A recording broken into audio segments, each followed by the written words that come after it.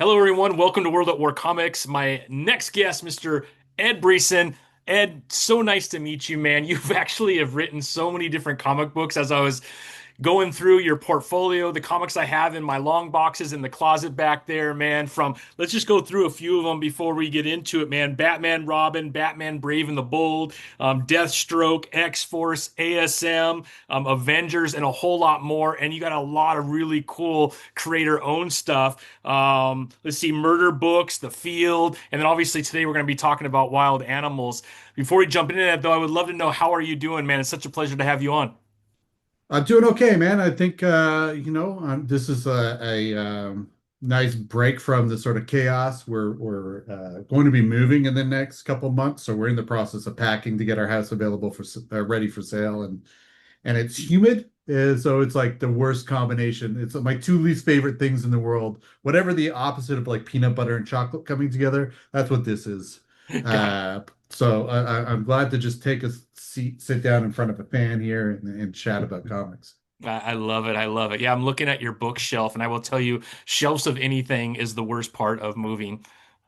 Yes, it's books. My wife and I are like book hoarders.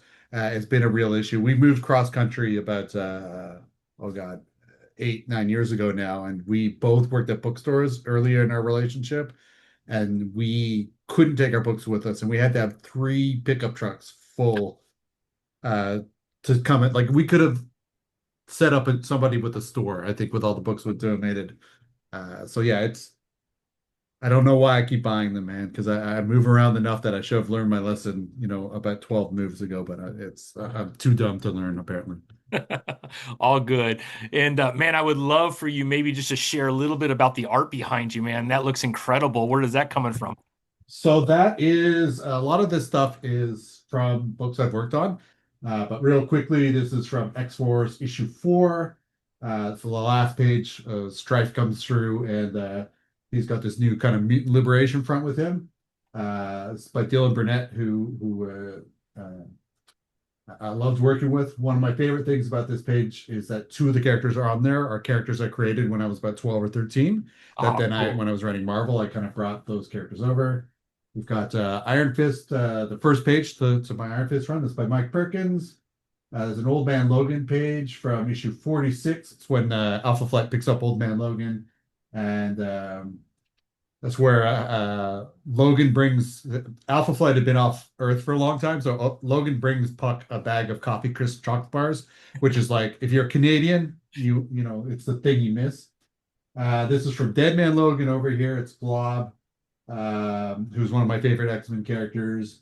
It's a scene where he's busted by Forge. Blob is on a dating website trying to find some love. This is from Alpha Flight True North by Scott Hepburn. It's great. The previous one was by Mike Henderson. Sorry. I don't know how far back you can see, but there's a cover for There's Something Wrong with Patrick Todd, number 4 by Gavin Guidry. On the bottom here, a James Stocco cover from a book I did years ago called Cluster at Boom Studios. And next to it is a page by Michael Walsh, which is from a Teenage Mutant Ninja Turtles X-Files crossover we did back in 2013. That's awesome. And then kind of getting behind the plant here is that's from a series I did called Sheltered by Johnny Christmas. The page there, that cover, it's from an Image. When Image used to do their conventions, it was like an exclusive cover. Next, that's another Iron Fist page by Mike Perkins. It's a fighting page that it's just an incredible fight page, and it's like, what, 15 panels? And Wow. then next to that is a page from Ghost Rider issue 4 by Aaron Cooter, and that's where we first revealed the Spirit of Corruption, who's sort of like the Ghost Rider for Limbo, more Yeah. or less. That's so But cool. yeah, I tried. This is the way I tried curb my collecting. Is I only pick up pages generally from books I've worked on. Um, that helps things keep things under control a little bit. It's tough. Yeah. Yeah. Now, where are you in the GTA? Are you on the East Coast or in the West No, Coast? I'm in Halifax, Nova Scotia. So I'm up. If you're American, we're kind of above and to the right of Maine. Hmm. Um, we're at war often with Maine over lobster. Um, But yeah, I've been here since 2018.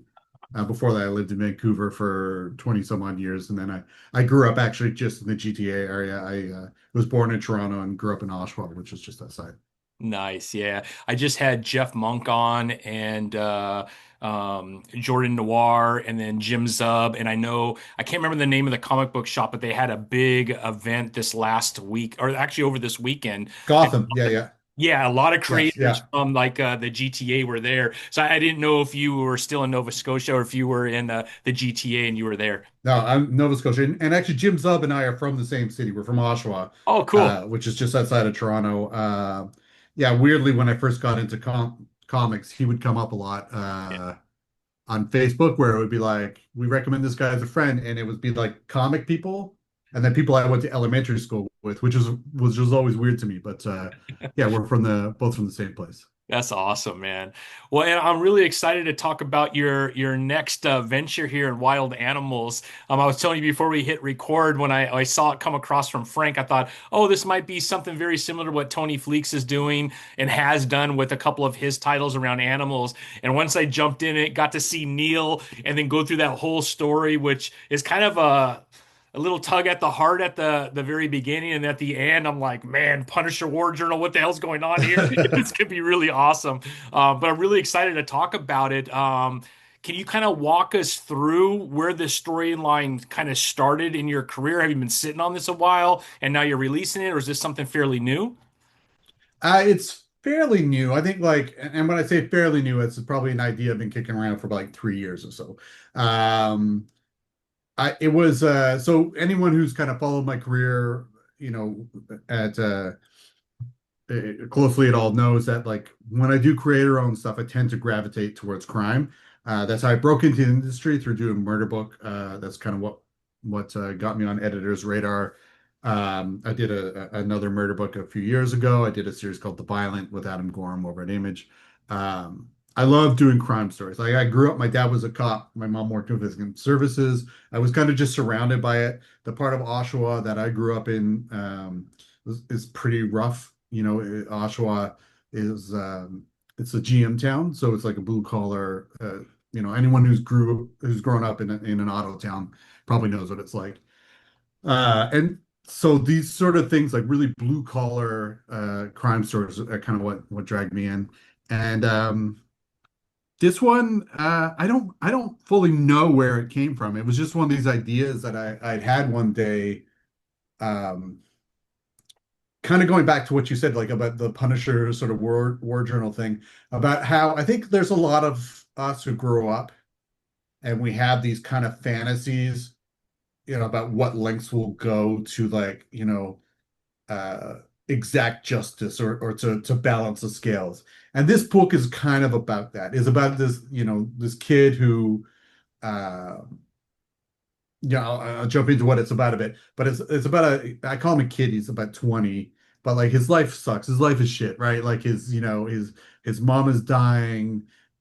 He works a crappy job at a local like kind of gas station slash convenience store.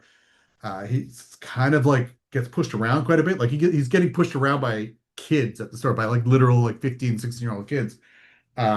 He can't keep the apartment. So like now, his mom's in the hospital, and I think he holds that hope that she'll come out of the hospital one day, even though it's kind of clear that she's not going to. But he loses her apartment, so there's nowhere for her to go to. He's kind of living out of his car, and he's just kind of being kicked from all angles, right? And even when the inevitable happens and she does pass, it's like he's still getting screwed over. The hospital and the funeral and everything is just reaching into his pocket and taking what little she left him. Um, and but like the moment that he sort of pinpoints as the moment that everything went wrong in their lives is when he was a kid. He was 5, and his dad, who was a police officer, was killed by 3 corrupt officers that he was trying to expose. And there's been never been any justice for it, right? Like the cops, uh, as far as he knows, never paid for it. But there is a disconnect that he knows these things that happened through his mom, but he's never really able to nail down the details. She's holding things back from him, maybe for his own safety, for his own,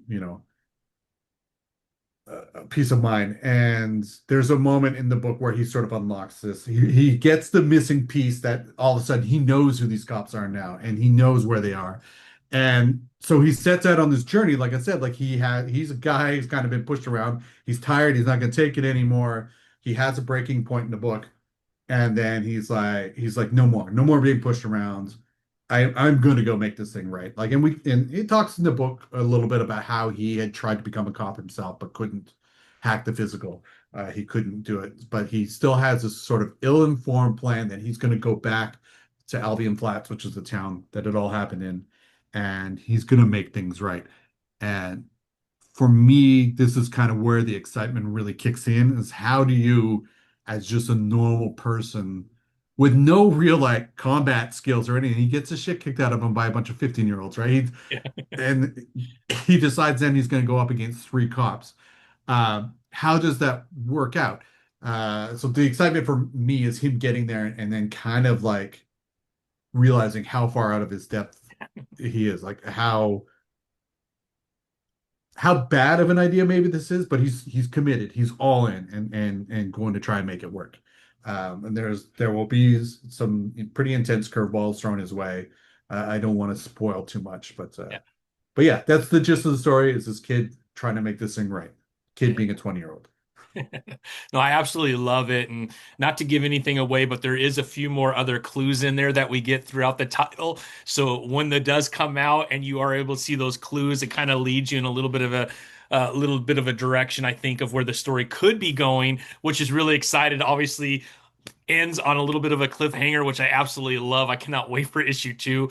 But yeah, issue one was awesome, man. It, like you said, it Thank was you. starting off. You're kind of going through all these things that Neil is going through, and you're just like, man, this is this is like a sucky situation all around. And then all of a sudden something snaps in him, and we kind of know what kind of triggered it, with the death of his Mhm. mom and everything going on. All of a sudden, he's like, "That's it. I've had it." And all of a sudden, man, the comic kind of ends, and you're like, holy crap, what the hell's going to happen next?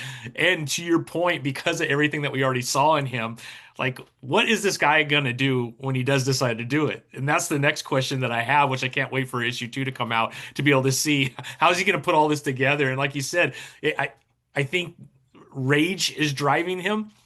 Yeah, At some point, he's going to be driving wherever he's driving. He's going to realize, wait a minute, and rage, I don't know if is enough. It might not be enough to get this done, right? that's very much that's how we like kind of open issue two, where Yeah, he's having this sort of moment where he's like the adrenaline's run off. He's been driving through the night. He barely has any money, and he's kind of like, when he leaves, without spoiling things, but he does some stuff that kind of blows up his life back in his town. So it's not like he can go back. He doesn't have an apartment, so there's not anywhere for him to go back to. So he's kind of like, this is the only thing that's driving him at this moment. He doesn't, he has nowhere to go. There's nothing left for him. And so this is the only thing that he's clinging to. And yeah, there's a lot of mistakes that are going to be made along the way, and a lot of you know, learning, I guess. And there's going to be sort of more reveals as to, what happened with his father, and what's going on with the police department in Albion Flats and all that sort of stuff. So there's just plenty of twists and things that I'm hoping readers don't see coming. I think there's some real nice surprises coming up. No, absolutely, absolutely. Let's talk a little bit about the creative team that has been put together on this title. Can we talk a little bit about Andy and that kind of relationship? And have you worked with Andy before and other things? No, this is my first time working with Andy. He's someone who um, I've been following his work for a while. I've really wanted to work with him. I think his Ninja Turtle stuff is amazing, and there's just something about his style, because this is like kind of a fairly dark crime story that we're doing. And I want, when we were kind of casting an artist for it, like I'd had the pitch together. And I generally, if I'm working on a book, And I come into a publisher and there's no artist attached. I don't like to start drawing until I know who the artist is, because then I want to work together with the artist and make sure it's a collaborative thing, and I'm not just handing him or her like a thing and just like, and I'm just like, do this, right? So Andy was on our radar. I had talked about him with my editor, Christina. She was into his work. I really wanted something that was going to feel a little bit unexpected, maybe for a crime book. I didn't want to, do your sort of typical like kind of noirish artist. I wanted something that felt almost like there's like a push and pull between like Andy's art and the story that I think really helps with the tension of the story that we're telling. But yeah, this is my first time working with him. It's been great. We have a bit of back and forth about the pages, about stories, and about like how he wants to approach it and such. But yeah, it's been a pretty pleasant experience. Yeah, absolutely. No, it looks beautiful and it certainly fits the story. So yeah, I'm really excited. Now it looks like the date it comes out is next week, right? On the 9th?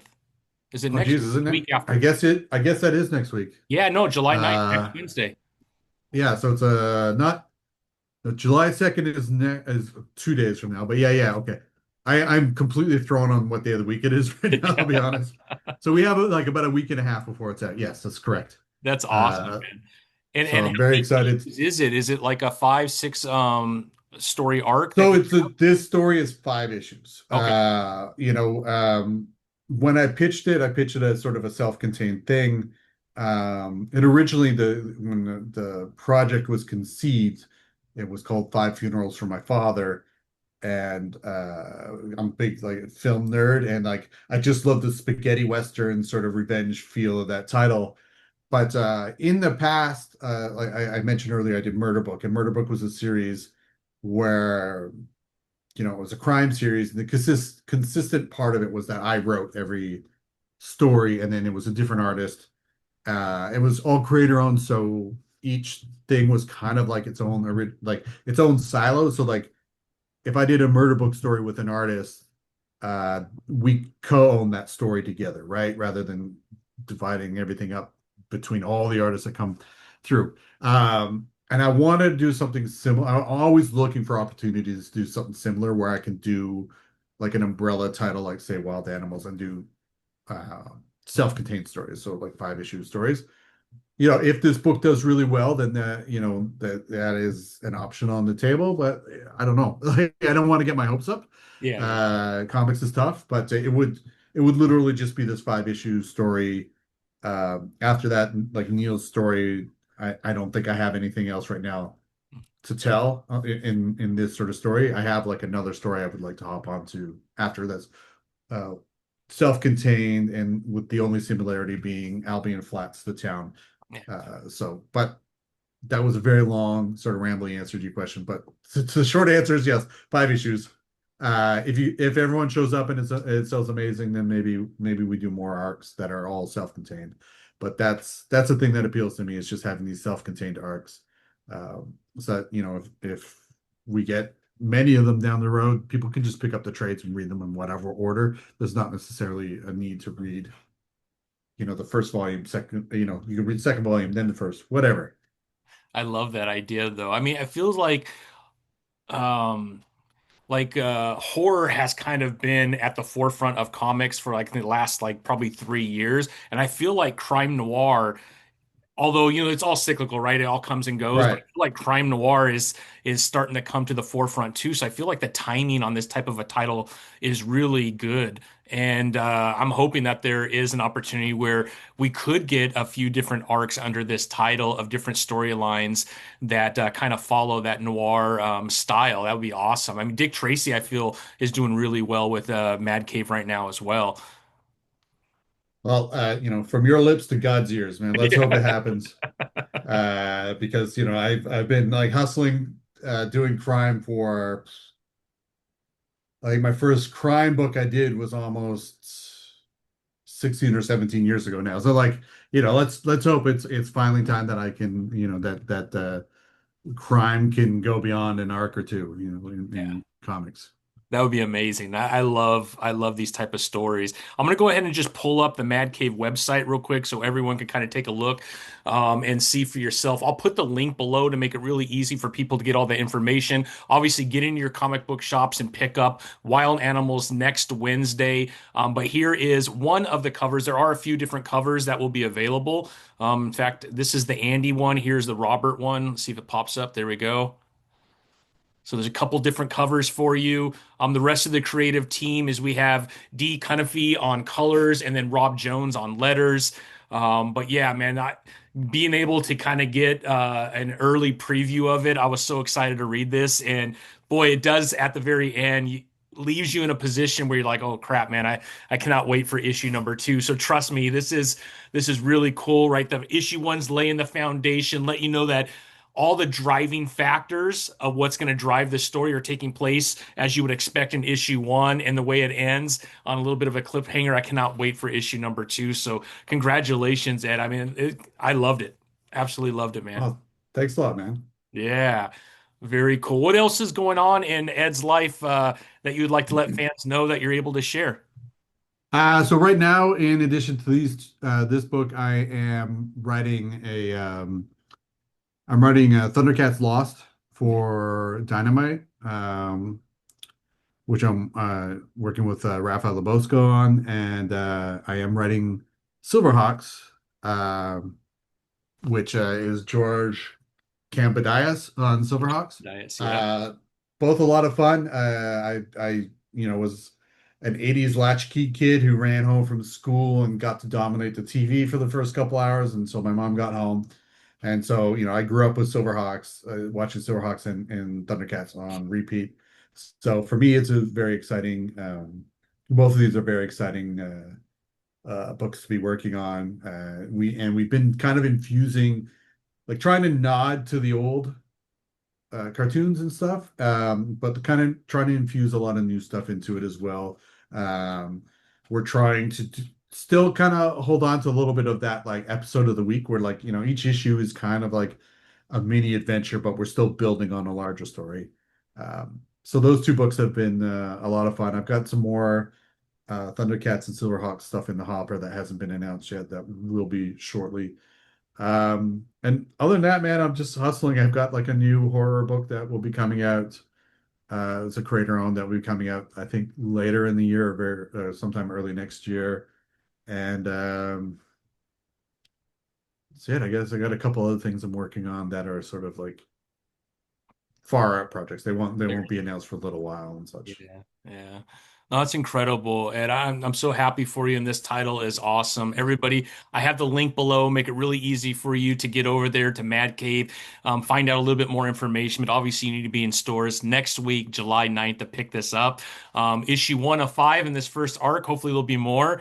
But Ed, man, this is awesome, man. Thank you so much. Now, how can people follow you on social media?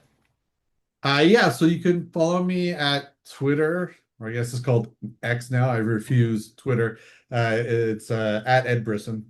You can find me on Instagram, which is at Ed_Brisson. Um, and Blue Sky, it's like Ed at Ed Brisson dot whatever Yeah, the nonsense they put after BSKY that. dot something else. Yeah. Yes. I mean, you just put at Ed Brisson and I should come up. I'm on those three things. That's where I'm kind of most active. Yeah. I've cut back quite a bit on Facebook. So yeah, if you want to hit me up, and I keep forgetting to mention, but I do have a sort of I do have a newsletter that you can access through my site, which is edbrisson.com. Yeah. Um, I don't send it out as often as I should. I was stepped away from comics for like about a year and a half because I was working in video games, and I kind of ignored it during that period, and I've been having trouble getting back into it. But that will be I think I'm gonna start that back up, I think, in the next week or so. So if people want stuff from there, and yeah, and then you can follow my stuff. And if you go to my Instagram, I have two Instagrams.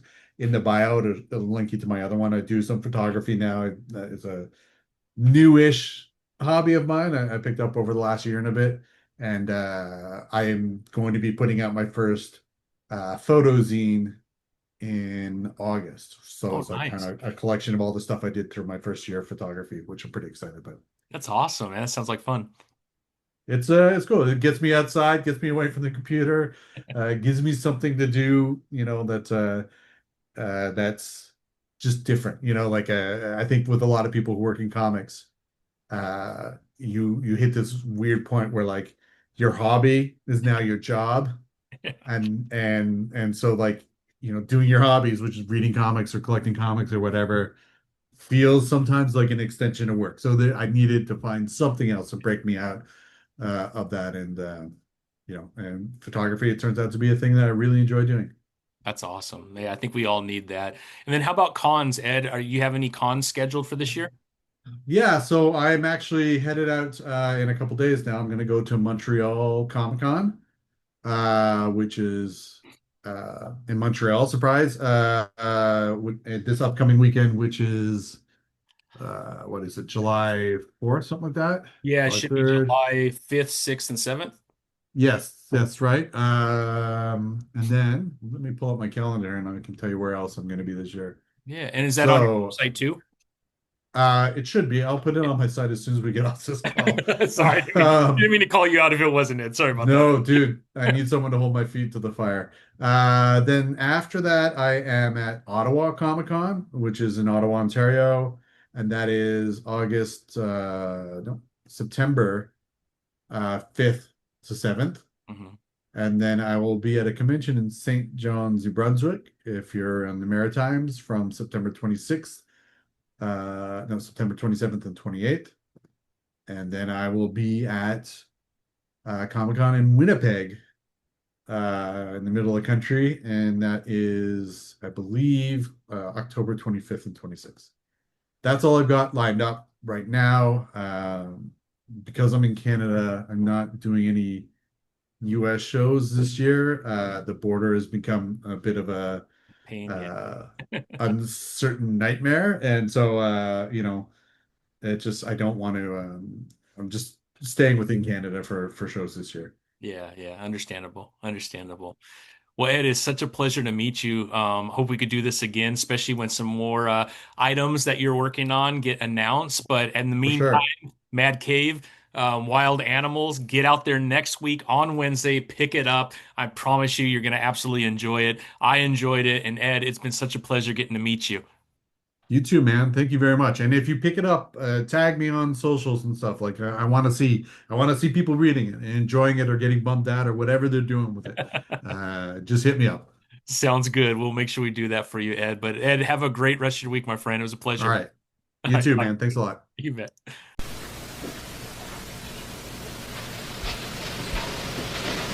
You're still here?